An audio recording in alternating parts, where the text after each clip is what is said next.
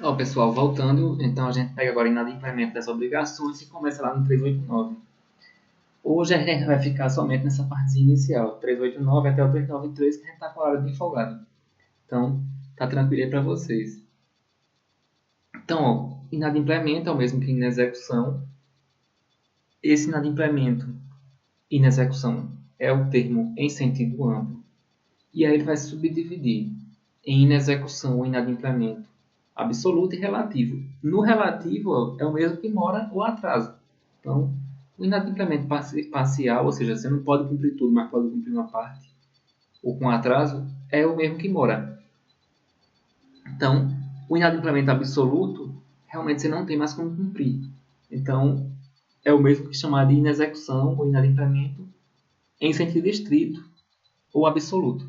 É quando você realmente não consegue cumprir mais nada.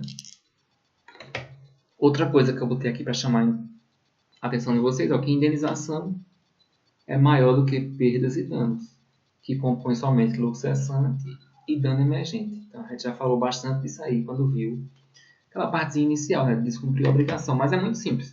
O pensamento em inadimplemento, como o próprio nome já fala, como houve descumprimento, qual é qual é o pensamento?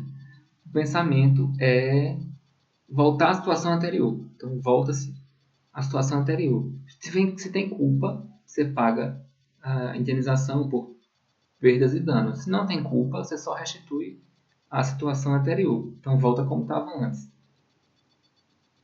Aí, ó, 389 é o primeiro artigo de inadimplemento. São as disposições gerais dessa parte de descumprimento. Então, ó, 389. Não cumprida a obrigação, responde o devedor por perdas e danos. Então, não cumprida a obrigação, responde o devedor por perdas e danos, mais juros e atualização monetária, segundo índices oficiais, regulamentos estabelecidos e honorário de advogado. Então, indenização é tudo isso aqui. Então, indenização é maior do que perdas e danos, porque não é só as perdas e danos. Então, você não cumpriu porque não quis o contrato. Então, o inadimplemento culposo vai gerar essa regra do 389. Então, você responde por perdas e danos. O que é perdas e danos? Lucro cessante e dano emergente. Então, lucro cessante, aquilo que você deixou de lucrar. Dano emergente, o prejuízo que realmente você teve. Mais juros e atualização ou correção monetária. Então, é pagar a taxa de juros e correção monetária, segundo índices oficiais. E aí, quando sai a sentença, ele condenando tudinho, vai para a fase de liquidação e aí o próprio contador judicial faz esse cálculo aí. Mas tem é fácil aí calcular, só é aplicar o índice. E honorário de advogado. Então, a indenização é tudo isso. Perdas e danos, juros, correção monetária e honorário de advogado. Então, por isso que eu pus que indenização é maior do que perdas e danos, apesar de muita gente confundir os dois termos, mas indenização é o gênero do qual perdas e danos é a espécie, como a gente vê aqui no próprio 389. E aí algumas questões para chamar a atenção. Aqui no Brasil, prejuízo só que você realmente teve. Então, não tem aquela cláusula, como tem no direito americano, de punitive damage, que é indenização punitiva. Então, punitive damage é uma forma de você sancionar para ensinar aquela pessoa a não mais agir daquela forma. Então, por isso que é comum, às vezes, no direito americano, tem alguns casos bem esdrúxulos. Por exemplo, a mulher que, lógico que é antigo, quando surgiu o micro-ondas, a velha sempre secava o gato dela no forno. Ligava o forno para secar o gato. Botava na beirada do forno. E aí ela teve a ideia de colocar dentro do micro-ondas. O gato não deu muito certo, né? O gato, coitado. E ela teve uma indenização milionária da empresa porque não vinha no manual dizendo que você não podia botar um animal vivo dentro do micro-ondas. Isso está aí bem no começo da do uso de micro-ondas, na década de 80, 70, por aí.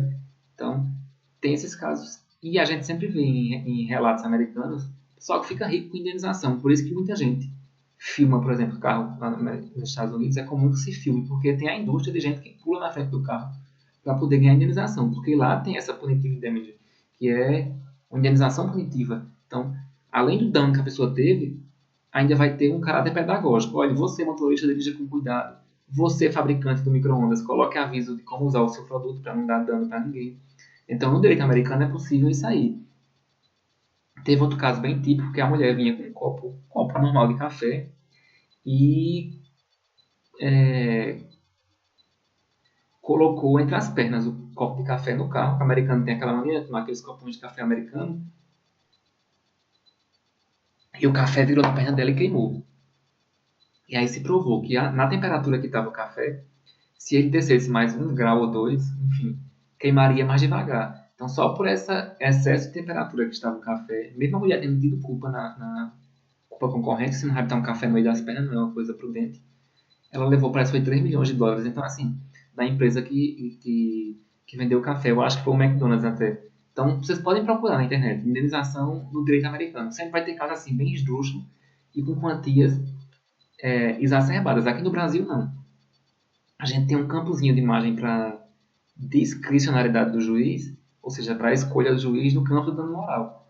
Mas assim, por exemplo, para plano de saúde, que é até uma das matérias que eu trabalho lá no tribunal, plano de saúde, geralmente o STJ ele fixa entre 5 e 10 mil reais. Então, às vezes, está com câncer, o plano nega algum procedimento, seu dano moral é de 10 mil reais. Então, aqui no Brasil não tem essa indenização que você vai ficar rico com a indenização, a não ser que você tenha um prejuízo enorme.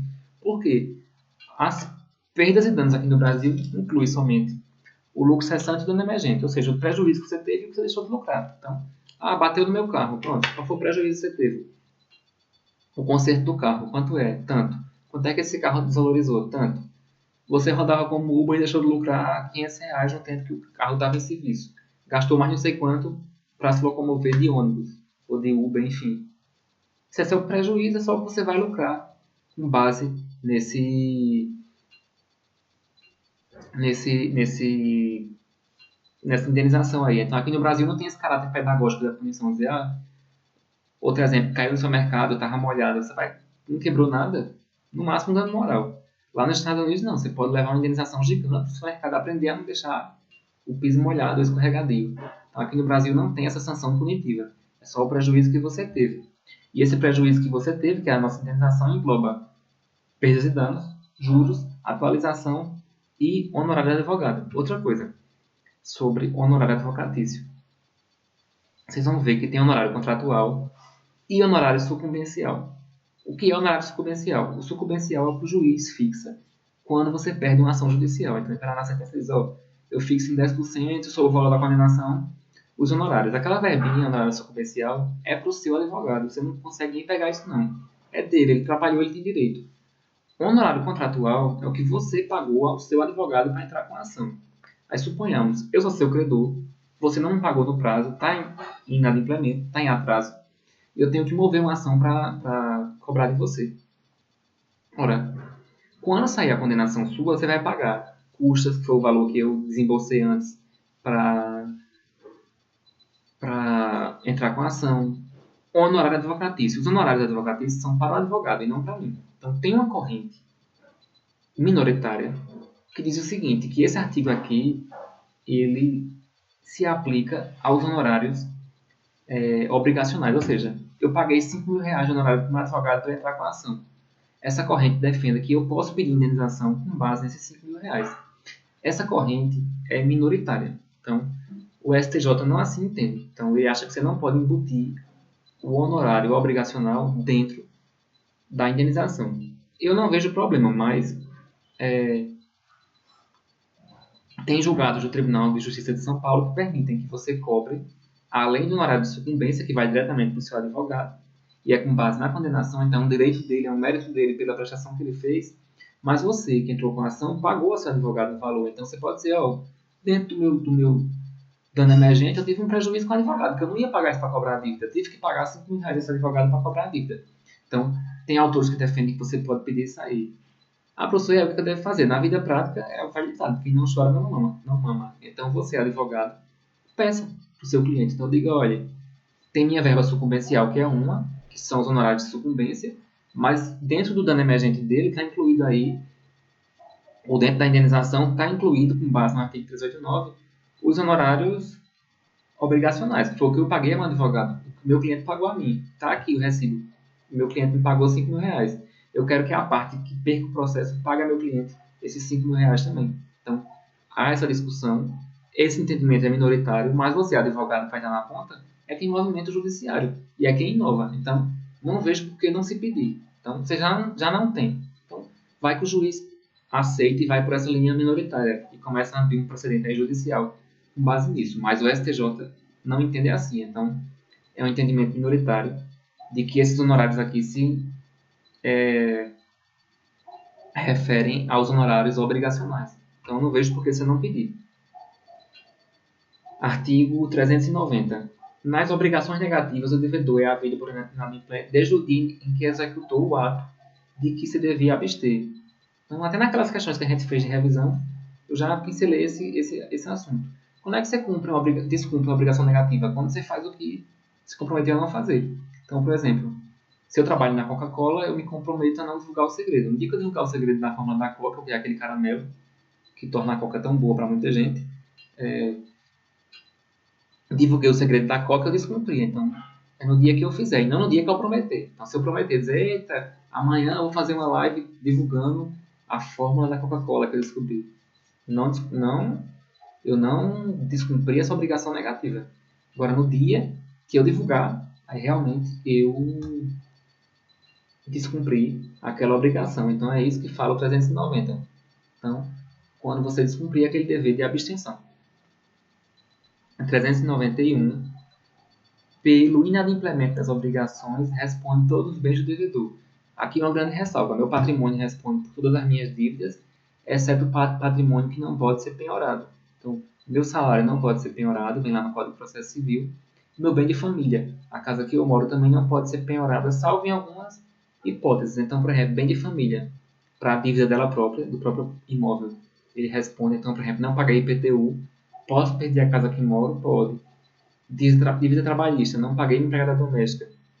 Ela me executou na justiça.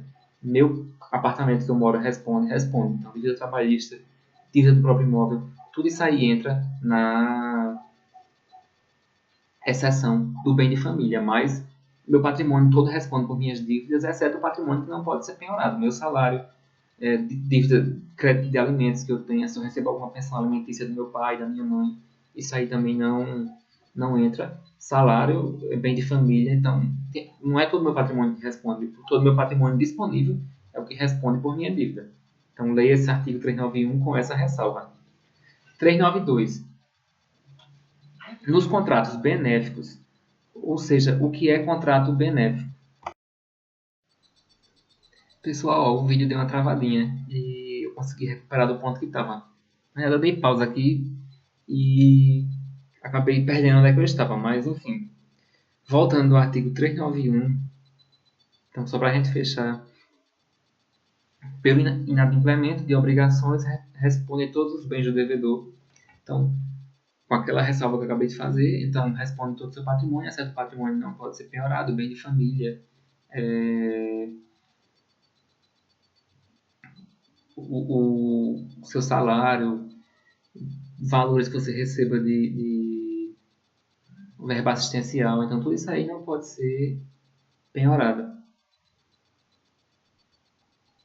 Artigo 392. Nos contratos benéficos, o que são contratos benéficos? São contratos que somente uma das partes oferem vantagem. Então, a doação pura, eu vou lhe doar um carro sem cobrar nada, sem cobrar, pagando a taxa de transferência no Detran. Então, você vai ganhar o carro 100% de graça. Esse é um contrato benéfico. Responde por simples culpa o contratante a quem o contrato aproveita. E quem é que o contrato aproveita? Você, que recebeu o carro de Romero. E por dolo, aquele a quem não favoreça. Quem é que não favorece esse contrato de doação? Eu. Eu estou pegando um carro, lhe transferindo, pagando todas as verbas de transferência no Detran. E qual é a minha vantagem nesse contrato? Nenhuma. Então eu, Romero, só respondo se houver dolo. Então, aquele velho ditado, cavalo dado não se olha o dente. Eu digo sempre que os ditados comuns geralmente não correspondem ao direito civil, aos ditados jurídicos, mas nesse caso em específico, sim. Então, cavalo dado não se olha o dente. Então,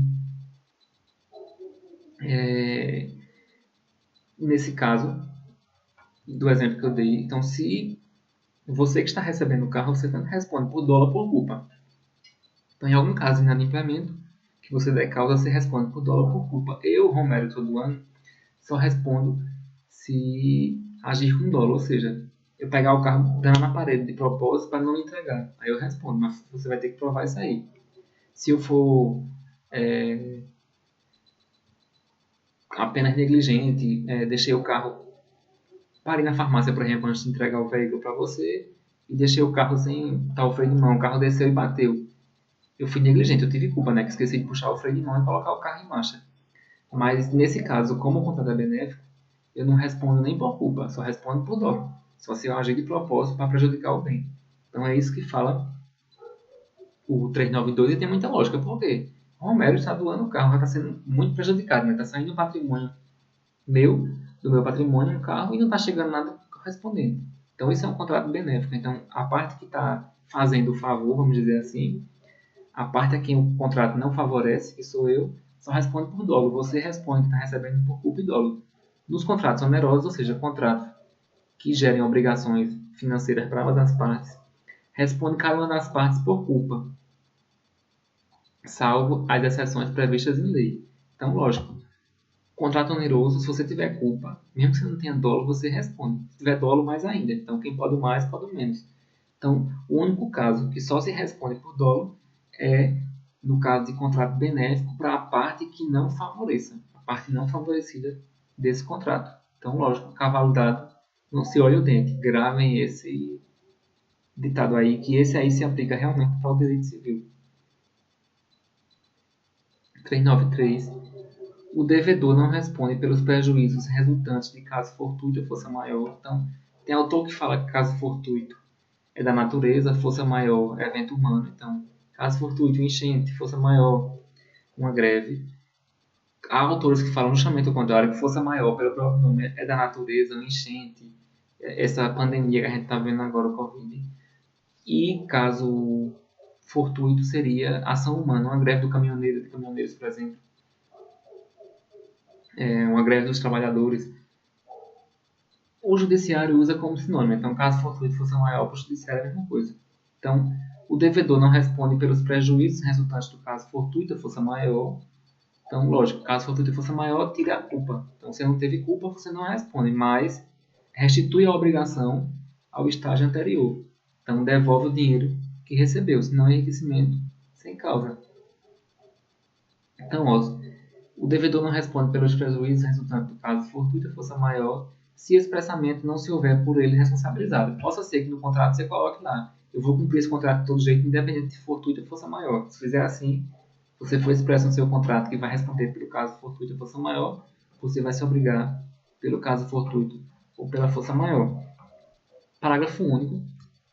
O caso fortuito ou de força maior verifica-se no fato necessário cujos efeitos não era possível evitar ou impedir. Então, realmente é aquilo que você não tem como impedir, porque é algo que foge da sua seara de disponibilidade. Então, uma greve, uma avalanche, uma seca, é algo realmente, essa pandemia que a gente está vivendo agora, isso aí tudo é caso fortuito ou força maior. Eu prefiro deixar como faz o judiciário, usar como sinônimo mesmo. Então, eu vejo como sinônimo, caso fortuito e força maior, mas tem autores que fazem essa distinçãozinha. E é isso, pessoal. A gente viu então agora inadimplemento das obrigações. Para a semana a gente pega mora e perdas e danos. Na outra aula a gente vai seguindo o conteúdo. Então hoje a gente fica aqui até o artigo 393. Então a gente viu hoje do 381 até o 393. Qualquer dúvida vocês tiram no Classroom. Viu? Foi bom estar com vocês. E bora caminhando aí para essa reta final do semestre.